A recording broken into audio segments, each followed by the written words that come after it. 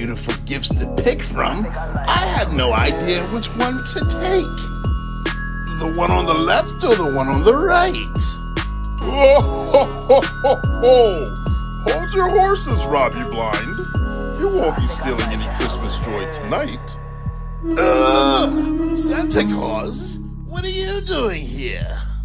Why, I'm protecting the holiday season, of course. Now it's time for you to take consequences for your actions. Halt, you holiday heist mastermind. Your thieving days end here. Santa Claus, it's good to see you again, my friend.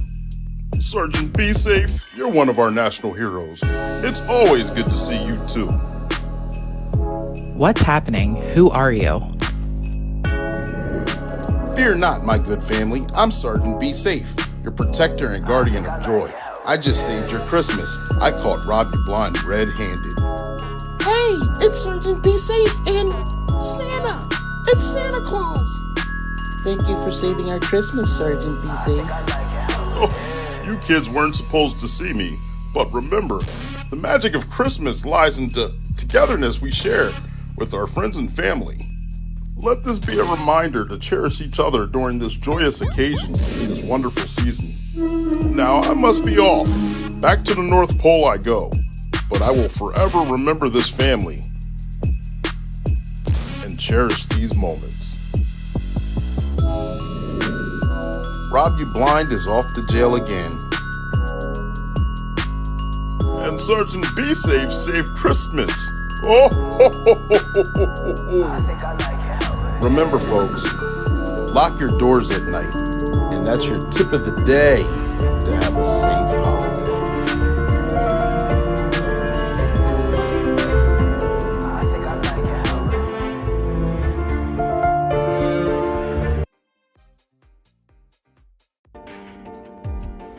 Welcome to Black and Blue, the podcast that's just for you.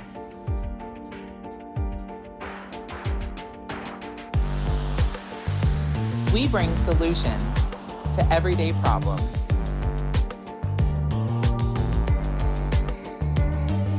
We are here to humanize the badge. By interviewing first responders and discussing their trainings, experiences, and publications. Black and Blue airs weekly at 7 p.m. Eastern Standard Time. Tune in.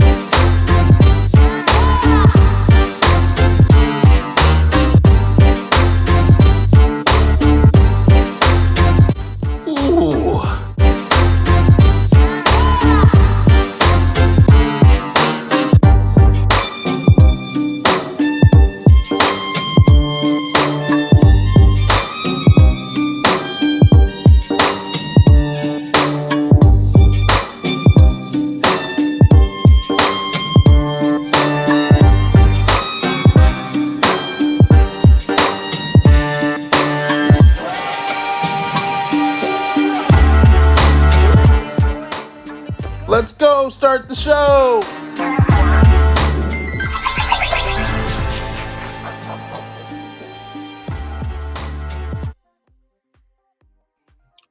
Good evening, ladies and gentlemen, boys and girls. Welcome back to another episode of Black and Blue.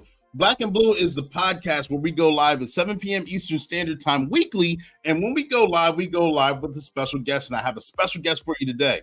The special guest, normally when we go live, is either a first responder or in law enforcement themselves, whether they're rookie, whether they're seasoned, or whether they're retiree. And when we go live, we talk about their training, their experiences, or their publications. And we're going to do so today. Thank you guys for tuning in. I am your host. I am Coach Clee. I'm your motivational speaker, your empowerment coach, your author, and your favorite baker's favorite baker. Some of you know me as Coach Clee, Clark Tent, Clee Tillman. And someone also said Clee, the CLEE is continuing law enforcement edutainment, because we're bringing edutainment here to this platform where we're humanizing the badge.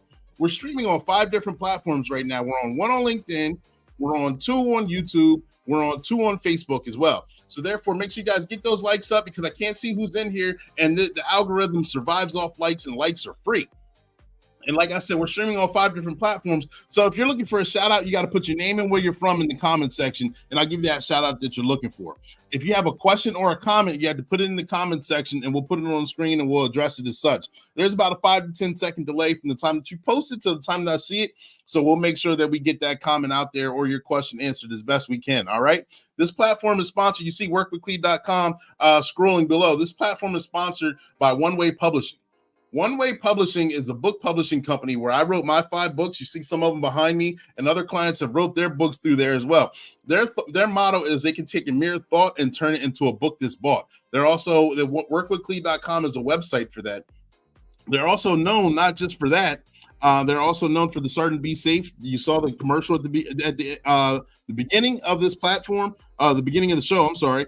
And then we're going to have commercial interludes by Sergeant Be Safe as well. But just to give you a little insight, some of the latest books right here, To Be So Tall by Shayla Thompson and Sophia Thompson, a mother-daughter duo, dynamic duo, writing their first children's book, is on their platform as well. And another one, Kay Childs, she 30 years in the making. She finally had her dreams come true. They write her own poetry book, and it's right there on Amazon, sponsored by One Way Publishing. So therefore, check them out and check out One Way Publishing to get your dreams to come true. All right. Good evening, last Friday of the year. Absolutely, yes. Merry Christmas, happy holidays to those that have already passed. Happy New Year to those that I will not see or speak to beforehand. We running 2 years now. 2 years on this version of the platform, and 2024 is in store to bring you more. You like that, don't you? I like it too. We're going to have a lot of fun though. We got a January lineup. It's not already filled. I think there's a couple slots available. So if you're looking to be on a platform, inbox me, message me, let me know, and we'll get that scheduled and we'll get that thing done. Okay. But like I said, without further ado, we're going to jump into the meat and potatoes of why we're here. Ladies and gentlemen, boys and girls, I got a special guest. He's been in law enforcement for a number of years. He's known as a police marketing expert and police marketing FTO. He's a recruiting strategist, podcast host, blogger, speaker, and helps agencies find qualified candidates. Especially in this climate, we all know that we're all hurting for candidates in our job field. So that without further ado, let me get these banners up here, get them up here correctly, because I want to give him the stage he deserves. Tom Sye. Ladies and gentlemen, we have Tom Sye. Tom, are you there? Hey, Clee, how are you? I'm wonderful. How are you? Excellent. I'm doing well as well. Perfect. Hey, thank you for making yourself available and coming on this platform. We're looking to pick your brain and have fun while we're having a conversation on many things that you're an expert in. But before we get started, can you tell us a little bit about yourself, please? Yeah, I would love to. Again, and thanks for having me on. I really appreciate the invite and being able to hang out with you and your audience and pass on some of the knowledge that I've learned over these past 20 years. But I am Tom Sye. I am a background investigator and a recruiter in my day job, and I also own and operate 4 Cops Training. So my story and how I got into law enforcement is probably pretty similar to ones you've heard in the past. since my dad was a cop, so ever since I was knee high, I wanted to be a police officer too. I wanted to be just like my dad, and go out there and catch bad guys and help people out. That's what I always wanted to do. So, of course, as I got older and I watched my dad, and it just that desire just grew and grew and grew. But of course, my dad, like anybody else, was always no, go do something else. You want to do something else. You want to do something else. You don't want to chase bad guys for the rest of your life. So. I finally got, older in life, and I was like, Dad, I really want to do this. He says, no, so I'm telling you, go do something else. So I did. I had a whole separate career. I was a radio broadcaster. I was a play-by-play announcer for some minor league hockey teams, did some college sports in New Mexico. I had a morning show, and I did that for 5 years, traveling around the country, calling games, and I loved it. It was a passion of mine as well, doing all that. But I got to be 31, and with that, traveling around and announcing games and stuff. My girls were getting older, and I was missing first words and first steps and all that kind of stuff. And I got to be 31, and I told my wife, I said, look, I got to do this. I know that, we're trending upward, and every job that I get, we keep moving up the ladder, but I have to do this. I've always wanted to do it. And obviously she was on board and supported me, and ended up moving out to Arizona, and been here ever since. I just love it.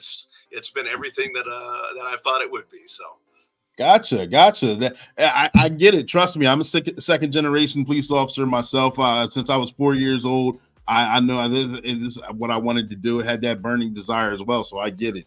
And to do it, I know that I didn't know that you were a host, radio announcer for the first couple in your 20s. So the traveling around and watching sport, I bet you that was a life all in itself as well.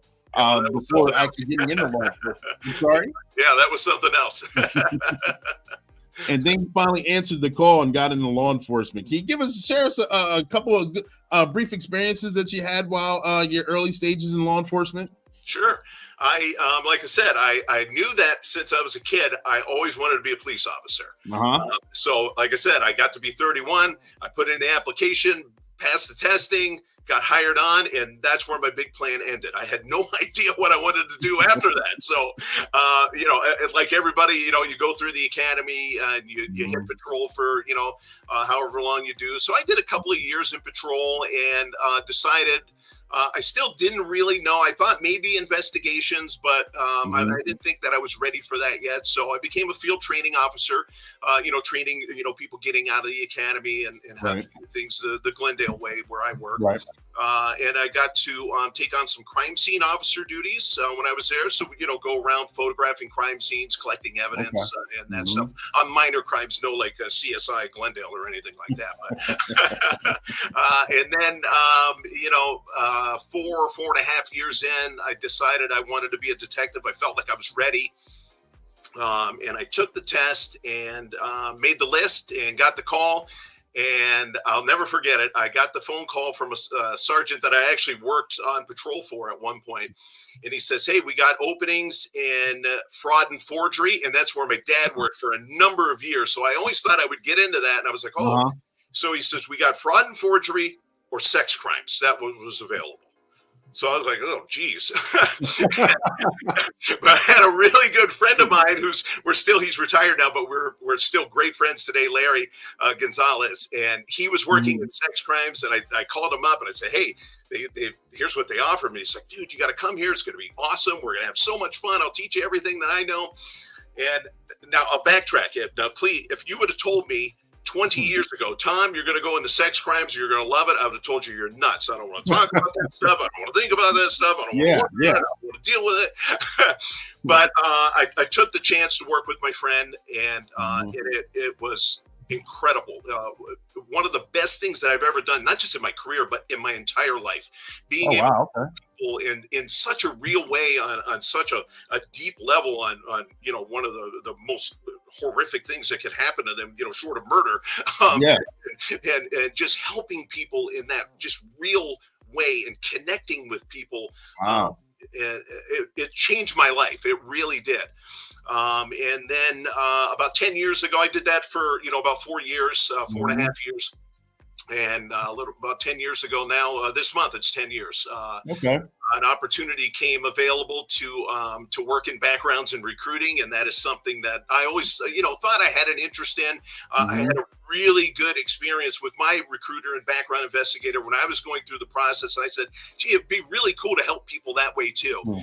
So I took a chance, I got the spot, and I've been here ever since. It's been fantastic. Just very much like sex crimes in the fact that you get to help people out. So we're talking about dealing with people who were just like you and I, right? Who wanted to be cops forever, and like helping them along to achieving that dream. And they're so happy. Just today, I had somebody send me a text message. She sent me a picture of her and another guy that I hired 3 years ago. And it was their now second Christmas working together. They had Santa hats on and stuff. She sent me a picture. She goes, our second Christmas together.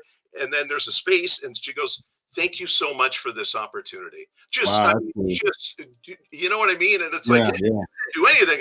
You were a simple hire, but those are those priceless moments. Yeah, it is. And it just means something to people to get this job. It's life-changing. As you know, the benefits and the opportunities to help people changes your life. And it's just fabulous. I love what I do. Wouldn't trade it for anything. That's good. That's good. I know there's a market for there's a lot of interested candidates out there, especially in the nature of the world, the climate of the world right now. And I know you're an expert and strategist on how to nitpick and how to find them. And when you find them, do you recruit for mainly your agency, or do you recruit trying to find them and fit them into the right agency that's good for them? Yeah, so for me, I recruit for my department, and just for the Glendale Police Department only. And now what I'm trying to do with the business with the 4 Cops training is to teach other police departments how to do the same thing that I've been doing for 10 years. Gotcha. That makes perfect sense. So without giving out the nuts and bolts of it, I know you got a proprietary blend per se. Let's say I come to you as a candidate. I'm fresh out of high school. I'm fresh out of, I just graduated college. I'm just getting out of the military. I'm interested. I want to get into law enforcement, but I'm a little shaky. It's right after 2022. A lot of people have been very hesitant. 2020. People have been very hesitant getting into law enforcement. I come to you. I'm like, I'm kind of interested. I don't know. What advice would you give me? What steps do you think I should take? How can I make myself more marketable if I do decide to make that leap? Yeah, sure. That's a great question. The biggest piece of advice that I could give somebody wanting to get into law enforcement and working for an agency is to do your homework on several agencies, right?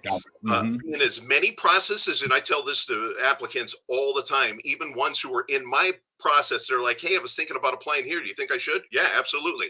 You should apply in as many processes as you possibly can, because you don't know what it's going to be. So every agency has different steps. So you get to go on ride-alongs, and you have interviews with command staff and different officers, and your interactions. You get brought into the station several times throughout the process. You're meeting all kind of people, getting a feel for what the agency is like. So that's the biggest piece of advice is to do your homework on the agency, social media channels, websites, talk to officers who work for the agency.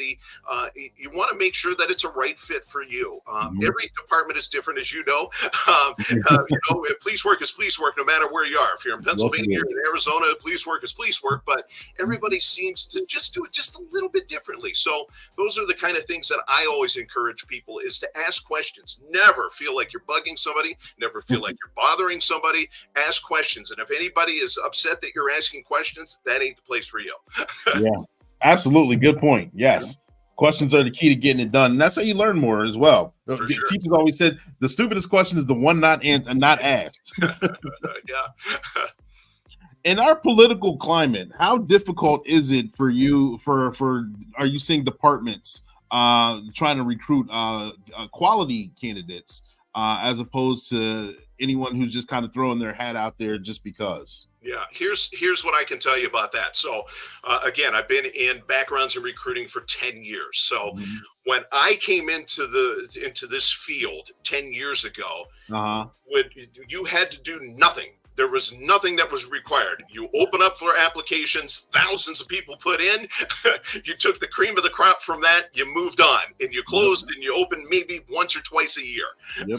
So things have obviously changed over the 10 years. I remember those days. Yeah. Yeah. As things, it's so funny. I was thinking about this last week. There was a point in time when we actually had people who passed all of the steps, were qualified candidates, and we got rid of them because they didn't score high enough. Yeah, That's unbelievable when you think about that in today's day and age. I know, right? So, as things have evolved, and this is a question that it's on everybody's mind. Everybody talks about it, and it's a real thing. Yeah, the political climate and activism and all the different protests and different things, and whatever side of the coin that you're on. I think it's important as police officers, and this is what I'll say, if you're in recruiting, is to understand the other side. You have to understand it. You don't have to agree with it, but you have to understand it, because we're never moving forward unless we do that, right? So the political climate has affected recruiting in the way of we're not getting thousands of applications anymore. That's not happening. So you're not going to open up and get a bunch of applications and without doing anything. Those days are they're over. That's just the bottom line. Those days are gone, right? So you have to evolve to be able to compete nowadays, and to evolve. You have to evolve, and this is where I'm seeing from talking with people at departments all over the country, is where we're having problems. It's not necessarily because there's not good applicants, and these are the gripes that you always hear, right? And these are always, I'll say, and this is going to be, I'm going to call this a love shove, right? And I do this a lot in my videos and stuff. Everything that I'm telling you is because I care. I want you to do well. I want you to succeed. I want you to win in recruiting, but I'm not going to sugarcoat it. That ain't going to happen, right? So these are what I like to call the lies we tell ourselves. Okay. As police recruiters, there's not enough qualified candidates. I can't find people who want to do this. No one wants to do the job anymore. These are all lies that we tell ourselves to justify the fact that we are not recruiting like it's 2023 or about to be 2024. Right. Things have changed. Most places are still stuck in 2015 or 2016, where you still could open up and get, a few hundred, 500, 600, 700 applications, thousands of 10 years ago, but still a good amount, and be able to fill your vacancies and hire all the people that you needed by doing that. So the biggest thing that I see it's not the political climate. It's the way that we are not recruiting. We have not evolved as a profession to reach people in today's day and age. Gotcha. So what would you say some of the challenges are in trying to reach people in today's day and age? Would it be more social media? Would it be more, public engagement while working, and getting out more, and while having officers engage more, doing more community policing? Or what would you suggest in trying to, in recruiting better for today's market? Yeah, here's all of the stuff all the traditional stuff that we know of recruiting, right? Recruiting, it's at its core is still the same, right? Build relationships with people. That's recruiting. That's always been recruiting forever and ever, right? Whether it's the police department or somewhere else, that's always been the tenets of recruiting, right? So all of the things that we think of to do, let's go out in the community and shake hands and kiss babies and be at events and go to the school and have lunch with the kids and do Operation Santa Claus and all that stuff. It's great. I'm not saying it's not great. Right? All of that stuff is necessary, right? So what has happened to help evolve, and this is something too that I do quite frequently, and I'm on a mission to change the way that police departments recruit, okay? I'm on a mission to call out marketing companies and methods that are here to take advantage of your inexperience and offering you cookie cutter recruiting videos and all that kind of stuff. If you think about this, so getting back to the evolution here, what departments are doing is what they're being sold now are these, high-tech recruiting videos and websites and all that kind of stuff. That's the next wave. That's how we're going to solve this. And what's gone on is through the news media, leading back to the last question, the news media with the, there's a hiring crisis. There's a hiring crisis. They can't find anybody to do this. Well, what's happened are that people have said, hey, I'm really good at making videos. I can make them a video that's going to attract all kinds of people. Then they go to the department, they show the video, and you've seen, how many recruiting videos have you seen? They're all the same, right? Here comes the slow motion drone video. SWAT guy walking through the smoke in the intense video. They're all the same, right? They look great, but they are doing nothing for you. They look like movie previews. Yeah, 100%. So when I call out other companies and methods, I'm not saying they're unscrupulous. Don't mistake what I'm saying, right? They're trying to help, but the problem is that a guy who's a videographer doesn't understand police recruiting.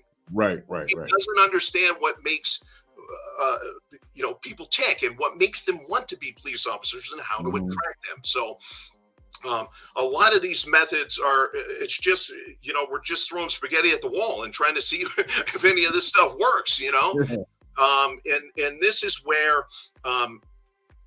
I have changed things with my own agency. We don't do any of that stuff, right? So I've been to one job fair in 2 years, one.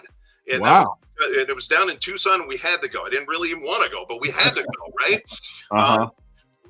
We don't have a fancy recruiting video. Our website is just the generic website that the city. Now, would I love to have a recruiting video? Yeah, I would. Would I love to have a nicer website? Yeah, I would. But those are the secondary things. That's not what is going to attract your applicants. That's what's going to help once you have them attracted, but that is not what's initially going to get people through the door. Gotcha. I remember job fairs were the thing. And I remember in high school, there was always a college, there was always a military recruiter, and there was always some sort of blue collar table set up right out front in the cafeteria. So that way, whether you're going to or fro, you had to pass by them. You could ask your questions and gain your interest, get your catalogs or whatever you needed to figure out if that's the move that you wanted to make. Not so much anymore. And I know I've got a high school age son where now recruiting is it's like you said, it's either the videos that go directly to their social media, they get those text messages that goes directly to their phones, or it's just word of mouth mainly for colleges, for any kind of job. And I think from my experience, correct me if I'm wrong, you're in recruiting. I think we kind of fell short on the word of mouth as well as what we haven't seen throughout the years. Yeah, here's the thing. Social media is the recruiting table of 2023, 2024, and beyond. Okay? It's social media. So to be successful, and I think this was a second part of the question initially, what can we do to be successful? I think that's what you asked. And if that's coming later, just stop me and I'll wait. No, we're good. We're rolling. So social media, again, is the recruiting table of 2023. It's going to be the recruiting table of 2024. It's going to be the recruiting table of 2025. If you are not there, you are going to lose with recruiting. Right. End of story. Okay. You have to use social media in a way, right? You can't just, what I like to call post and ghost, right? I'm just going to make a post and then you're never going to see me or hear from me again, right? That's not helping you. That's not going to get it done, right? And a lot of these, and this is where I'll go back to these companies who are like, oh, we'll take care of your recruiting for you. And they make these nice posts. And again, they look great. Yeah. They look great. They're not doing anything for you, because here's the true key to social media and recruiting is, remember what we talked about. Recruiting is about relationships. Recruiting is about relationships now more than ever. Okay. So you have to use social media to meet your applicants where they're at, right? There's three keys to effective recruiting in 2023 and 2024. You have to meet your applicants where they're at, build a relationship with them, and show them why people like them work for you. Those are the three keys. If you can do those three things, you will win with recruiting, just like I have for the past now. 2017 is when we started really getting into this type of stuff. So for the past 5 years, this is what we've done to be successful. And it's there's no quick solution. This is another thing. Everybody's dying. They're hurting for bodies. And I get it. I've been there. I know what it's like to have the chief coming down going, hey, why don't we get more people? I've been there. I've had that conversation, right? So I understand the pain, but you have to realize that there is not a quick solution to this. Times have changed. Things have changed. We have to change right along with it. Recruiting is a long game, and you have to be willing to, if you truly want to be successful, you have to be willing to apply the right resources in the right places. That is paramount. And that's the main thing that I see agencies struggling with, is having enough people to be able to do this. All right. Oh, go ahead. I was going to ask, what are some of those resources in the right places would you suggest, if you could? Yeah, that's what I was just going to get into. So, and it's having the right people in place, right? So if you think about this, like if you want to, I don't know, you want to go buy a couch or whatever, right? You go in the Lazy Boy store and the guy, you go in the store, the guy's a jerk, you're out of there. Right? Yeah. Yep. Well, a lot of times agencies, and this is no offense to old timers, I'm an old timer. I've been in a job 20 years, right? But a lot of times they just put somebody in there because they're safer in there than to have them getting complaints out on the street, right? So they put them in there, applicants show up and it's grumpy Gus. Well, I don't want to work with jerks, do you? Yeah, right? Absolutely not. So you got to have the right people in place. You got to have people who are energetic, who have a passion for people, who know how to talk to people, who aren't shy, who have a sense of humor. And I'd say this a lot too, and it makes some people mad. But what are you going to do? I like to say we got to decopify recruiting, right? Here's the facts, ma'am, of recruiting. We got to get rid of that stuff, right? You got to be normal with people, and that's not easy when you're in this job for so long. It is not easy to go back to just having a normal conversation, but that's what the right resources are, is having those in the right places, which is in your recruiting and your background unit, because it's not just recruiting. Because if I'm a recruiter only, I do both. But if I'm a recruiter only and I do my job and I'm building a relationship and I'm friendly and I'm showing you how great this agency is and why it's going to be perfect for you, then you get to the background interview and you're getting grilled and the guy's being a jerk to you. And then you get the polygraph and they're giving you the third degree and beating you up with phone books and peeling your fingernails off and all that kind of stuff, right? You're not going to keep that applicant. So it's a whole, it's the resources are from start to finish, from time of application to the time they get hired. You have to have the right resources in the right places all along the way. Interesting, and good point. Absolutely. Ladies and gentlemen, boys and girls, we're going to jump back into it. Right now, Sergeant Be Safe said we got to take time out for his commercial. So stand by. He's got something to say, and we're going to jump right back into it.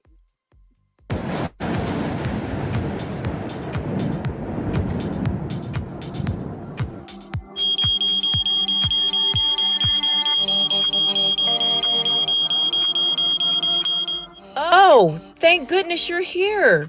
I heard a loud noise and I thought someone was breaking in. Don't worry, Jeanette. I'll take a look around. I'll make sure everything's secure. Aha, I found your problem. It's your smoke detectors. They need batteries. It's definitely not your burglar alarm. Oh, silly me. I guess I got a little too alarmed. Thank you, officer.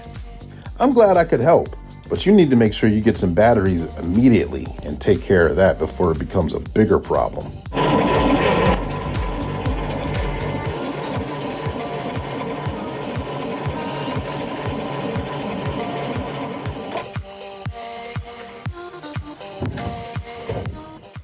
Abby, it sounds like you're having a little bit of trouble with your car battery.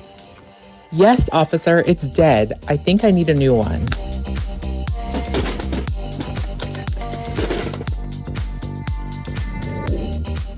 I see the problem. Nothing's wrong with your battery. Just turns out that you're actually out of gas.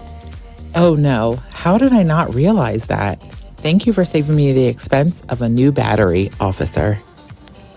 Well, I'm glad to find out that you're only out of gas and don't need a new battery. Looks like there's a gas station right around the corner. Let's see if they'll accommodate you so you can get on your way. Ah, good morning, ma'am. Hey, Mario, how's it going? I'll take my usual cup of coffee. Officer, it's on me today. Let me buy you a cup as a token of appreciation for keeping us safe. Well, thank you, ma'am. That's very nice of you. I appreciate it. I'll kindly accept your offer. You know, Captain, it's getting colder out here, and the holidays are quickly approaching us. Yeah, it's that time of year, my friend. You know, the time we start responding to weird calls.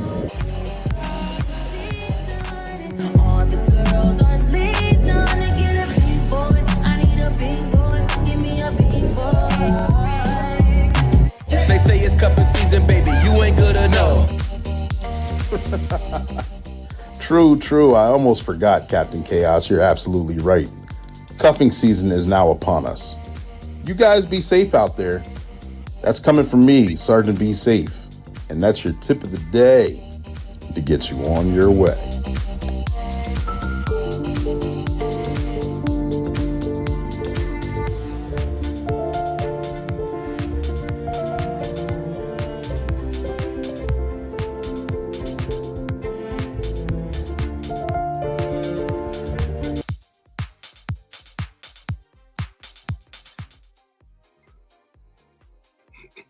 And we are back. Shout out to Sergeant Be Safe out here making it happen, getting his fingers wet, helping out people, getting things done. Shout out to all the voiceovers as well. They don't get enough credit. Most of them don't want their names to be put out here on the podcast, so I'll respect that. However, I do appreciate them donating their time and their talents.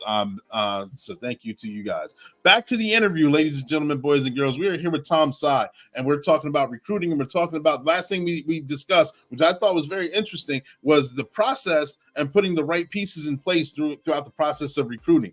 You do getting that candidate as an interview, getting them through, making sure that they're not dealing with jerks, that they're not coming and saying, I don't want to be here because I see all these guys are old and bitter. Getting through the process as far as the background checks, the polygraph, and so many other different steps it takes in order to just be a candidate for the job. You don't want to lose them in the process just on personality issues, on errors like that. Are those some of the innovative strategies that you've come up with from trial and error that you've seen on candidates that you got through? And like, hey, have you done post interviews with them saying, what did you like? What didn't you like? What did you find a little odd? Or guys who backed out saying, no, I don't want to go through this process any further, or I got hired somewhere else. Did you find out, yeah, it was maybe something simple as treatment that they've gotten throughout the way, or answers or questions that they had that they didn't feel that they got their answers answered properly? Yeah.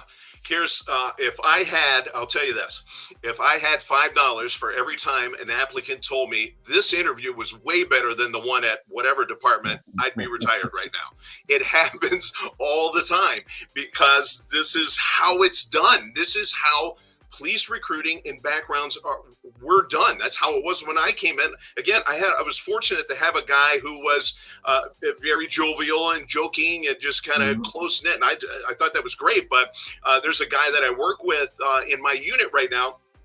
When he got hired on, he had a horrible experience, and he felt like there was no way he was getting hired, and that he was a terrible person. And so it's just, two different styles of doing things, and that truly is the key, that relatability. Like it's such a deep level, and people don't even really think about it, right?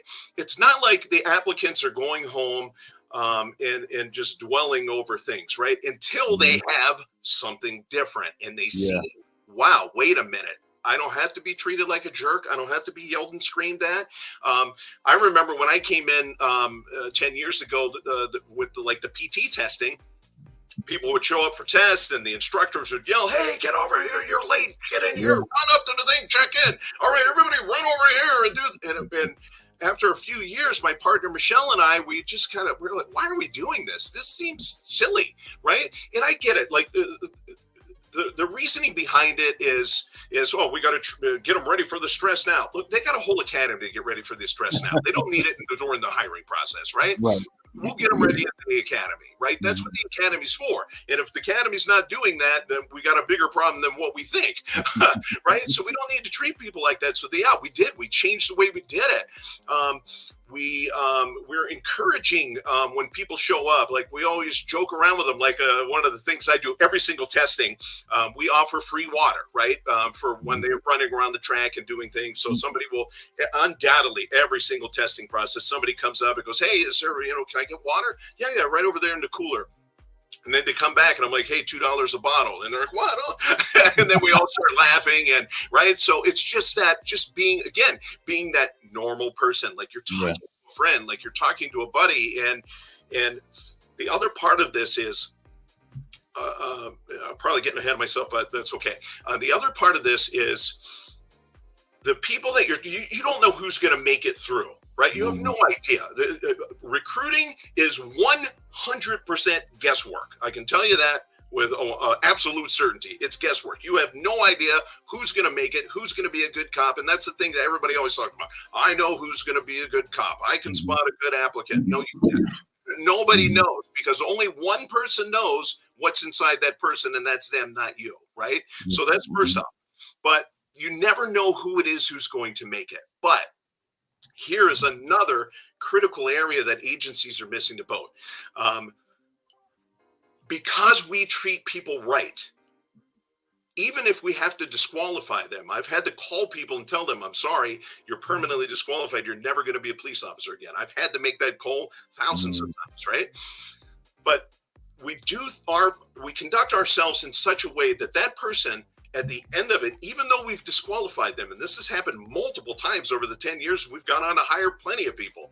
They will refer somebody to our agency because of the way they were treated. Wow. It's a people business, and we forget about that, and we get caught up in it's got to be, this regimented, serious thing, and it's a people business. You have to treat people right. So yeah, that's one of the things that we've done. Some of the other strategies that we've implemented, we streamlined our application process. So it's just in one place, one quick application. You get through it. You can even do it on your phone. I still recommend getting on a computer because there's a lot of info that you have to do. But if you wanted to, you could do it on your phone. We have gone to a all-in-one day testing, which has been a huge help. And if you're not doing it, you have to do it. You have to at least consider doing it. So think about traditional police testing. You're going to show up and take the physical fitness test. Or the written test. How we used to do it is you show up, you do the written test. You show up, then if you pass that, then you get scheduled for the physical fitness test. And then if you pass that, you come in for an oral board. And then if you pass that, then we'll go through a screening process. We've eliminated that whole thing. It's all in one day testing. So right now, you show up, do your physical fitness test in the morning. That afternoon, you're in an oral board and a written essay, right? So we completely streamlined our process. So this is where people will argue, oh, you're lowering your standards and you're doing this and you're doing that. You're not, right? Hiring standards, hiring preferences is a conversation for probably a little bit later. But so we have now not had a written test since COVID started. So what was that? 2020-ish, somewhere in there. So 3 years, excuse me. There has been no decline in, or no rise, I should say, in academic failures in the academy at our department. I can only speak for what I do, but there is no rise at all for eliminating that. So what we do is we have our physical fitness test. Then we have them come back for the oral board, and then we have them do a written essay. And it's just a basic, why do you want to be a Glendale police officer? You have 30 minutes to write a couple of paragraphs. And we're not looking for Pulitzer Prize winning stuff or the next Bill Shakespeare or anything like that. We want to make sure that you could put sentences together and formulate your thoughts, because that's what do we do as cops, right? We write reports. So we got to make sure that you have a base to work within the academy. So we're finding that written essay is far outperforming any benefits or not benefits of a written test. The thing that you have to consider too, especially in this day and age where things are tight, money's tough, and times are hard, I think we forget this too. As cops, because especially as we get older, it's pretty easy for us to get a day off. I can take a day off. I've been off for 2 weeks. I'm on a holiday break. I'm going back January 3rd, right? Yeah. So it's pretty simple to take time off. Well, I think we forget about being a 22-year-old who works at the grocery store and how hard it is to get a day off. So let alone 3 days off to come and do the portions of the testing. So by streamlining things and having it just in that one day, that's really helped with our numbers and being able to get people to actually show up. There's a massive difference between getting applications and getting people to show up. Yeah, I remember it took me back. When I was applying everywhere, different states, different counties, different departments, and some testing days will fall on the same day. And I forget if it was the written test or the physical fitness. I want to say the physical fitness test was normally first. That way they could wean out whoever didn't pass, and you didn't come back for the written. So normally if it might a Saturday, you'd take the physical fitness test. Then a Sunday, you'd have to come back for the written test, or maybe the next Saturday, depending on how it was. And then so many times I remember I'd be double booked. I couldn't make one. I'd make the other, or vice versa, or what have you. And like you said, I'm a young kid, a young adult, 21, 22, maybe 23. The weekends were when I had to work. I didn't work Monday through Friday. I was working, I had to work the shifts that no one wanted because I was bottom man. So getting days off, I would use vacation time, use sick time. I'd have to rob Peter to pay Paul. I'd take an extended lunch break, and hopefully someone would cover me so I could go 2 hours here and come back here. And just trying to navigate so many different things was difficult. Just to get a job, or just to go through the entire process and hope that you can finish the entire process, because you start the physical fitness test here. Then the next week, after you pass, you have the written test where you're supposed to go back, and then you have to drive another hour away for another physical fitness test, and hoping that you get done in time. And trying to navigate a day, it's a strenuous process. It was a strenuous process. Yeah, I remember that. Right, and that's just the initial testing. Then you got a background interview, a polygraph, a medical. It's a lot of time off, and again, anything that you can do to streamline that is going to be good, especially in the early stages of getting somebody in the door. Be able to just show up one day. We'll get you done. Awesome. Absolutely. I remember another thing that you said that resonated with me, and I just remembered it as well. When I was already a police officer, I was with a smaller department. I was applying for a different police department, in which I later got the job. But I remember one of the detectives came by. I knew he was coming by on a certain day between this time and this time. I didn't know exactly when it was going to be, but they just pop up, and I'm already ready. I'm dressed in a suit at my house. Everything's immaculate. I'm sitting there waiting, pretending like this is how we live, and this is we're studious, and I'm ready for the job. And he walks in, and I'm thinking we're going to jump right down to business. I've got everything, the itinerary, what I think he's going to ask. I'm prepared for the at-home interview. And before he does that, I'm showing my age, but he said, "Is that a Wii in the corner?" I'm like, "Yeah." He said, "You have lightsabers for the Wii?" I'm like, "Yeah, at a Star Wars game." And so me and my son, who was very young at the time, we would have lightsaber battles with our Wii.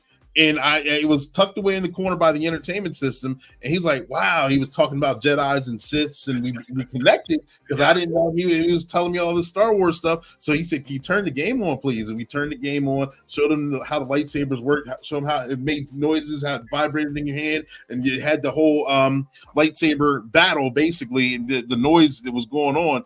And we bonded just on that 10, 15 minutes before anything started, just on the simple fact that he was personable, he was human, he was laughing.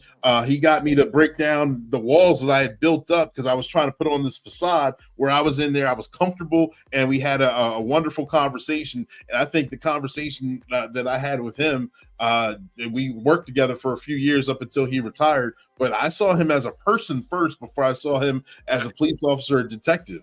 That's the key. That's beautiful. That's exactly what I'm talking about. Now, you will never forget that person your entire life. You'll never forget that experience that you had, right? That's connecting with people. That's building a relationship with people. That's getting them to be invested. So another part of this, where I see a lot is like agencies have turned to some places who will get you applications, right? You sign up with us, you pay us a monthly fee. We'll use our proprietary software and get you so many applications you're not even gonna believe it, right? Right. And again, I don't want anybody to mistake what I'm saying. I'm not saying these are unscrupulous people. That's not the case, right? It works. They'll get you applications, but what they're not doing is exactly what you just described. They're not meeting you where you're at, in this case, your home, building a relationship with you. Hey, I'm in the Star Wars too, and let's do this, and right? And then showing them why people like you work there, right? Yeah. That's what it's all about. That's the key to being able to fill your vacancies now, tomorrow, and into the future, right? So if you're just going for applications, right, I can have 50 of my friends apply right now. That's not going to help you, right? Because you got to A, get them to show up. You got to B, want them to work for you, and C, once they get there, you'd like for them to stay, right? Yeah. So if I'm just, a lot of these places, they just go and what they've done is they know how to use social media to advertise on job boards, and they'll hit law enforcement, detention, job boards with, correctional officers or military people, your typical, farm system for law enforcement, right? Yeah. They'll be there, they'll plaster your ad all over the place, and they'll get you a bunch of applications, right? So some people will show up, some people won't, some people will stay for a little bit. Heck, you might have somebody who comes in and stays 20 years, but chances are there's no investment, right? There's no investment in your agency, right? And remember what I talked about earlier about encouraging people to being as many processes as they can, right? And I truly tell every single person that. And during the background interview, I tell them, if at any point you decide this isn't the place for you, just let me know. I'm going to look you in the eye. I'm going to shake your hand and tell you made the best decision of your life. And I'm deadly serious when I say that, because if somebody doesn't want to work for my police department, there's nothing I can do about that, right? Yeah. Let me show you all this, and I'll give you this hiring bonus and this benefit. That's going to keep them happy for a little while, but not long term. I'm interested in solving this problem long term. I want people who are just like me. When I came here and I had such a great experience, and I'm like, yes, freaking Glendale, man, that's the place for me. That's what I'm looking for in my applicants and who I'm trying to recruit. And it works. We've lost very few people over this whole thing. It is pretty rare for us to lose an officer to another agency, unless somebody moves out of state or whatever. We did have a rash, and when I say rash, I mean like 5 or 6 of guys who went to like FBI and DEA and that kind of stuff, and that was their goal. They wanted to use this as a stepping stone. We knew that going in, and you know what? A lot of agencies are like, oh, we don't want to waste our time with that. No, come on in. We'd love to build up your career, because guess what? Now people who know I want to go to the DEA or the FBI and I got to put some time in, I'm going to Glendale. I'm going to work there 5 years, get my experience. They're going to give me a dang good 5 years while they're here because they got bigger goals. That solves my problem, right? So there's many different things that you got to think about as you're going through these things, and all the things that a lot of agencies are just like, I don't want to deal with that. I don't want this. I'm waiting for the perfect person. It doesn't exist. Those are gone. Those days are over. Interesting point. There you go. And your website scrolling below, correct? If anyone wanted to get in contact with you directly or pick your brain or wanted to reach out for any kind of information, would that be the best option to get a hold of you? Yeah, we have a contact us page right there on our website. It happens all the time. People send me messages through LinkedIn and through Instagram. And I talk to departments all the time. Just a couple of weeks ago, I was talking with some guys in Indiana. We ended up spending 2.5 hours on a Zoom call. They just had a ton of questions. And that's what I'm here for. I'm here to help. I care deeply about this profession, deeply about it. I'm very passionate about it. And I know some of the things that I'm saying, not everybody's going to agree with, And that's okay. And the reason that's okay is you're just not there yet. Eventually you're going to get there because this is the future. This is how it is. And that's okay that you're not here yet. Follow me, take the information, learn. I put out a ton of free information every single week through my posts, through my newsletters, through my videos, on my YouTube channel, all over the place. On my website has tons of information, and it's all there for free because, again, I want you to do well. I'm going to be your biggest cheerleader. I'm bringing positivity. A lot of times, you get into these law enforcement groups and it's just negative, complain. We got enough of that, right? Yeah. We got to change things. We got to believe. That's another, tenet of my philosophy and my business is you have to be positive. You have to believe you can fill your vacancies because whether you feel that you can or you can't, you're right. So you might as well try to go for it. Yeah. Good philosophy. Good information again there. Let me ask you on the opposite end of the coin, and maybe this was brought up, I don't know, in Zoom call or maybe with someone else, or just guys that you talk to regularly that just may want to pick your brain. We saw in 2020 a lot of the quiet quitting or the guys that are retired on duty. They're hanging on because they see the light at the end of the tunnel and they're hanging on. If they come to you or you see it happening, what kind of advice would you give for those officers or those individuals at different departments that are just hanging on by dear life that don't know if they don't know their why they still got in, or they may be bitter, burnt out, whatever it may be. What kind of advice would you share with them? That's an excellent question. And here is my thoughts on this precisely. And I've had this conversation with people in my own department. And you have to remember, right? Despite everything, despite everybody saying this and it's bad and this and this, right? You have to remember how good this profession has been, right? Now, Clete, I don't know you. We haven't really met or talked in person till today, right?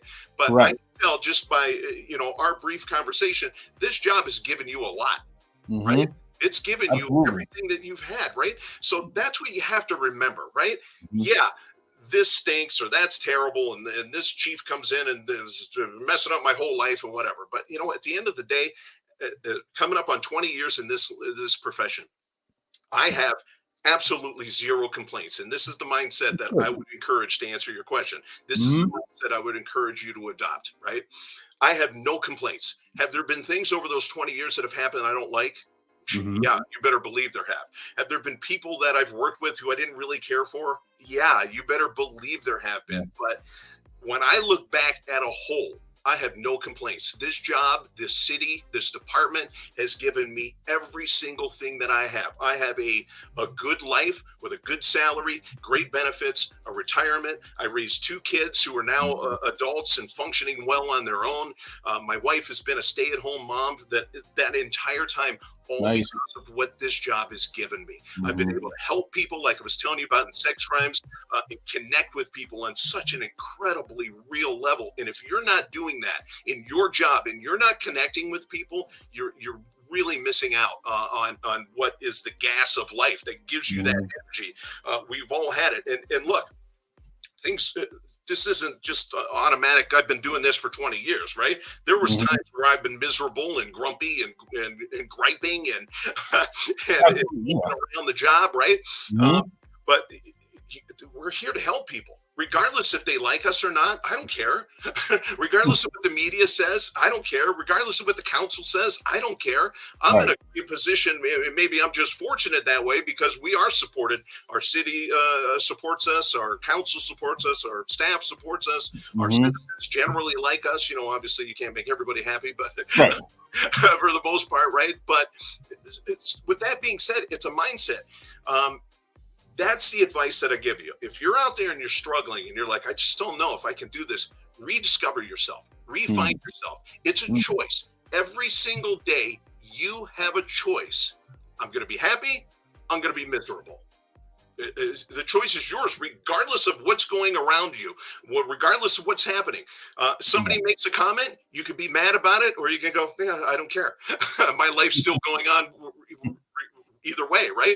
You know how many times I've been called an a-hole or whatever, right? But here I am, 51 years old, still ticking, right? It doesn't matter. So it's a mindset. And that's what I would encourage people to do, is to change your mindset. And it happens so fast. It doesn't take this long process of okay, I got to work on myself. No, it's like that. I'm not going to be miserable anymore. It's really that fast when you put your mind to it. Good point, man. I like the sharing that positivity, shifting of the mindset. It's very beneficial, and it works so much. Yeah. Just being in the middle of calls, I remember, especially being a newer officer, overwhelmed. And I remember one of my sergeants at the time. You could with the rookie, you try and play it off like you're good and you're absorbing so much, and like, I got this, I can handle it, I know what I'm doing. Hey, you guys get back over there. Sergeant comes over. You know what? Combat breathing. Take a deep breath, and then you know, hold it out through your mouth. Do that 4 seconds. Reset yourself. Bam, bam, and like, no matter what, we got this. Right. This isn't going to be the end of the world. And just hearing, you know, the whole gravity of that, it's grandiose at the time. Like, wow, oh my God, this is all happening. Like, no matter what, we got this, and kind of centers you a little bit. Like, yeah, we can get through this. Yeah. And in that moment, you have that moment of clarity. Like, I can do this. Yeah. Yeah, 100%. You go 0 to 60, boom, and you're oh my goodness, and this is bad, and everything's right. And then you just have to realize, wait a minute, this is not at all what's happening. This is all it's all happening up here. That's the only place where most things are happening is up there in your noggin, in that million-year-old software that we're all operating on. So, yep. Hey, Tom, hang on for a second, because Sergeant B. Safe is showing his head here. I guess it's time for a commercial interlude. So stand by, ladies and gentlemen, boys and girls. I hope you guys enjoy this one.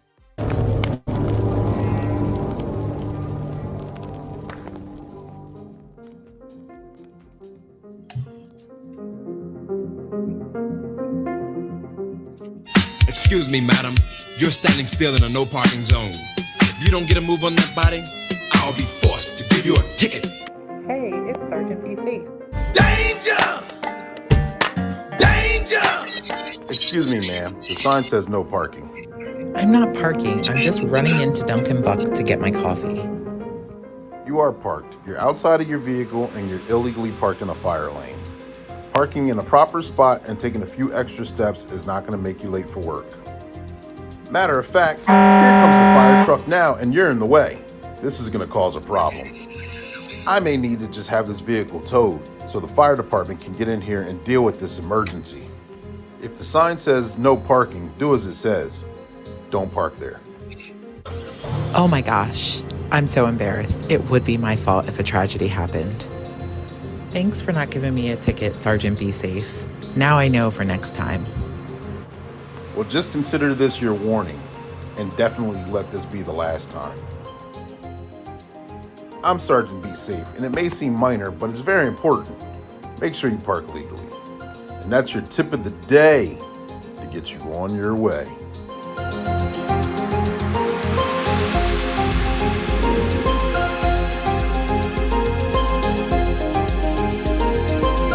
Subscribe now.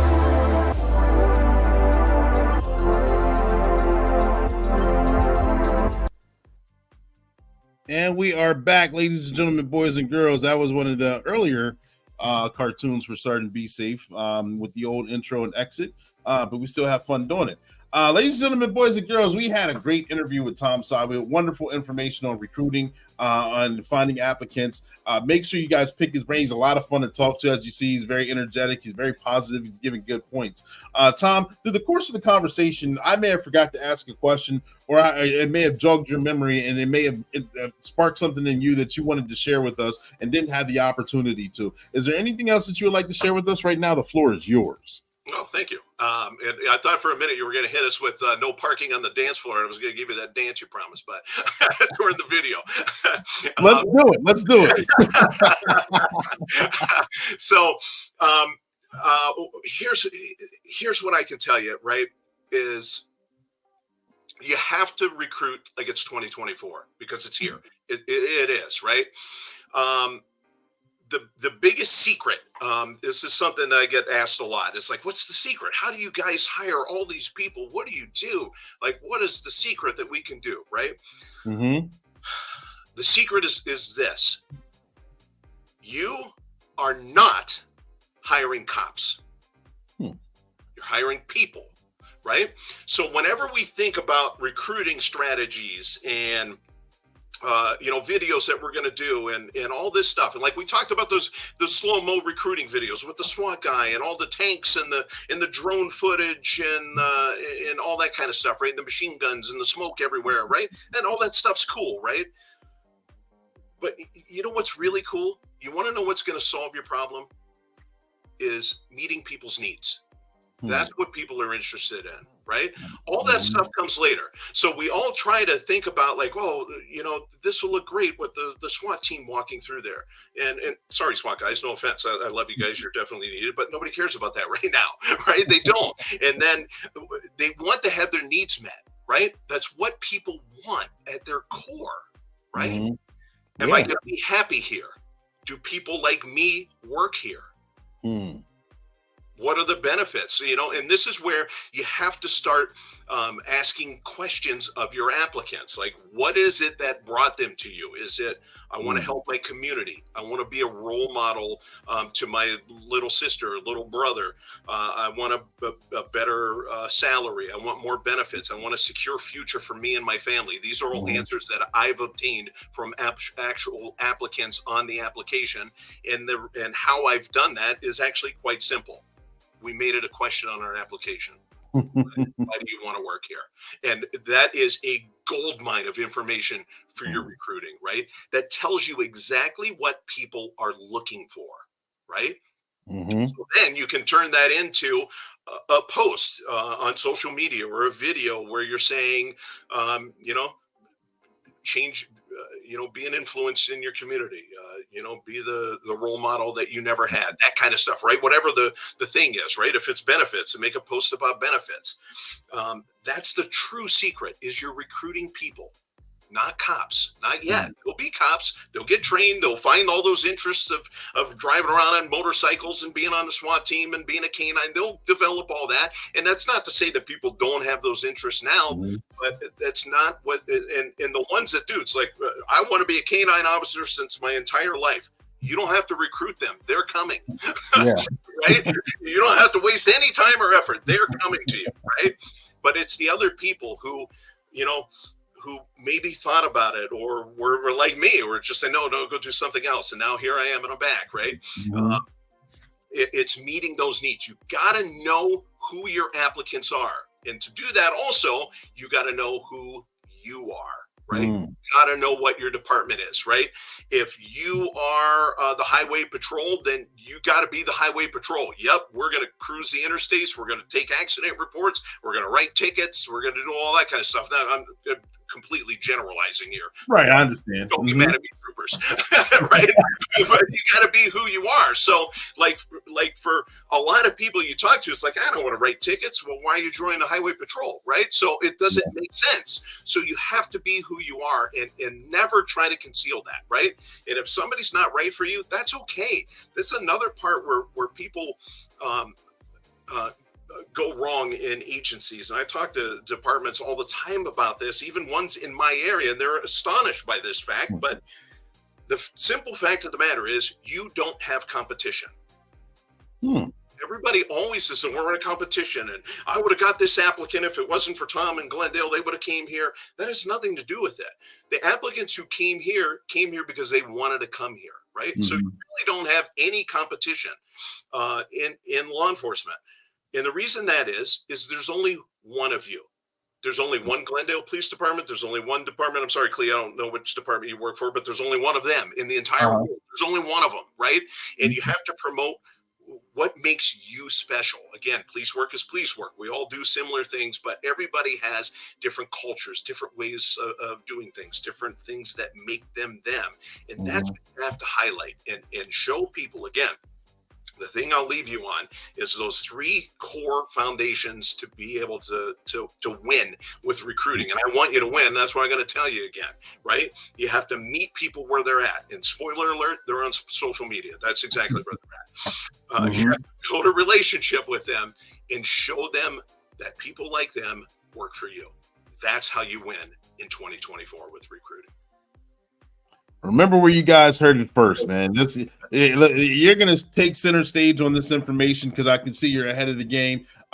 You're, like you said, you're the expert. You got it figured out, and it's very simple steps too. I mean, when you think about it, you're like, all right, we got to come up with the next big thing, the next big plan, and you broke it down. It's so simple to do. It's just, again, people being people. Just be relatable. Just be a person.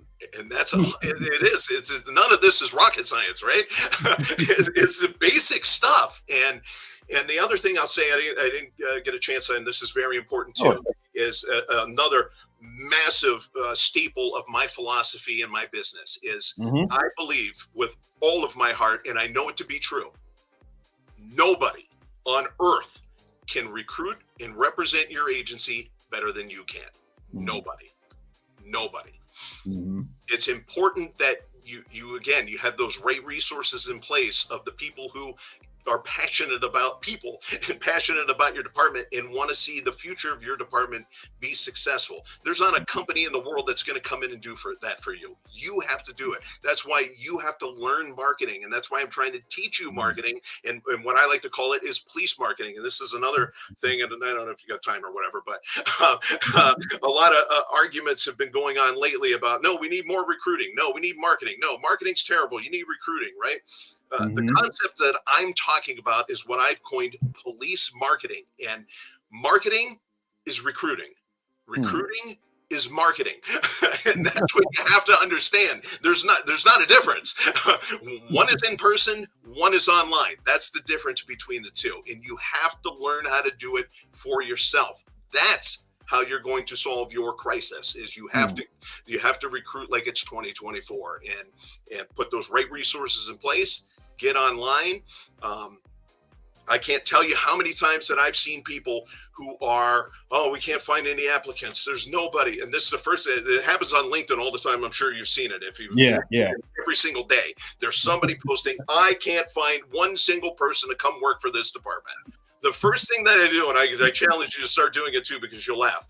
The first thing I do is I go to Instagram, right? 99.99999% of the times, there's no Instagram account. Well, what is Instagram? Oh, I don't know. Only the most popular platform in the world for people 21 to 30 years old. Who might that sound like? Right? People who want to be cops or a cop each, right? So you're not even trying. If you're not on Instagram, you're not even trying. And you have to do this.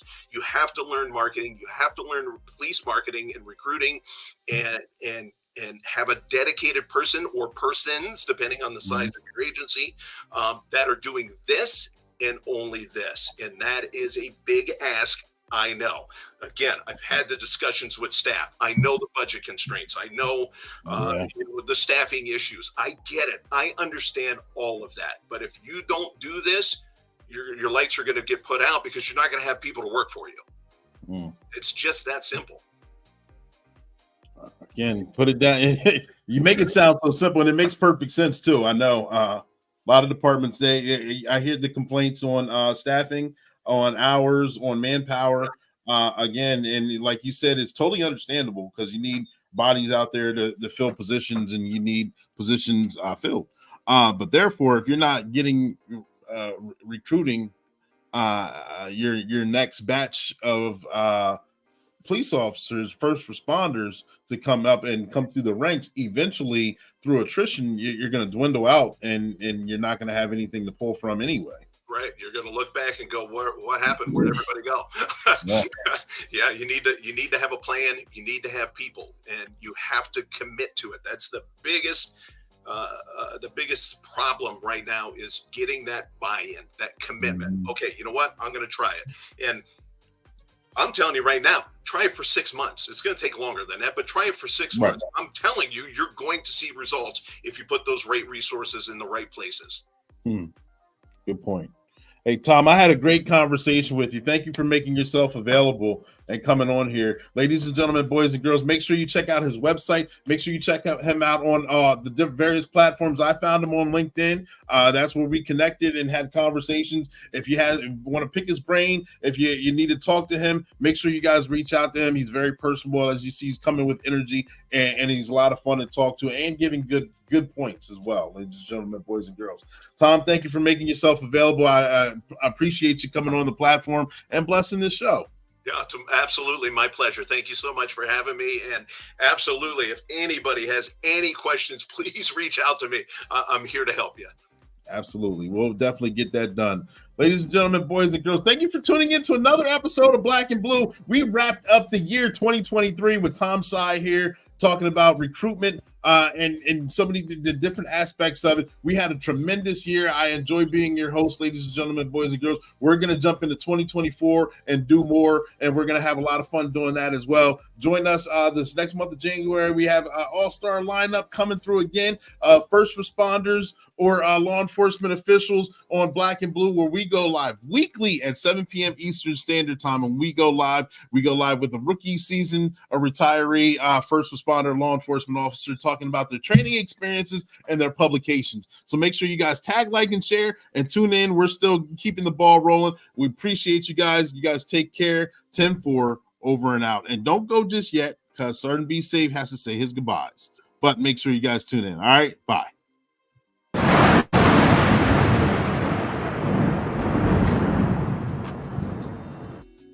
Meanwhile, at the Hall of Justice.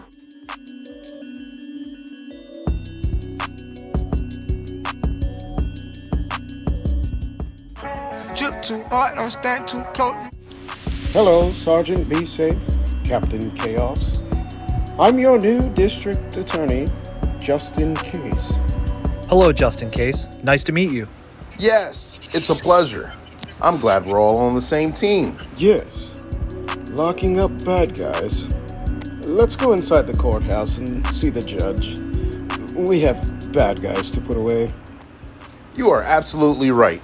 Let's go inside and get to work. All rise. I am the Honorable Judge Mint. Good morning, Your Honor. Attorneys, present your closing arguments. I'm a defense attorney scot-free, and my guys didn't do it. The proof has been laid out, Judge. Sergeant Be Safe and Captain Chaos caught these guys red-handed. What you mean red-handed? Order in the court. I find these three guilty on all counts. Ooh. Well, I'm out of here. I'm innocent. I didn't sell crap. What do you mean guilty? I don't hack. Good work. Yes, job well done, team. I just want to say good job to our brand new district attorney, just in case. And from me and Captain Chaos, that's your tip of the day to get you on your way.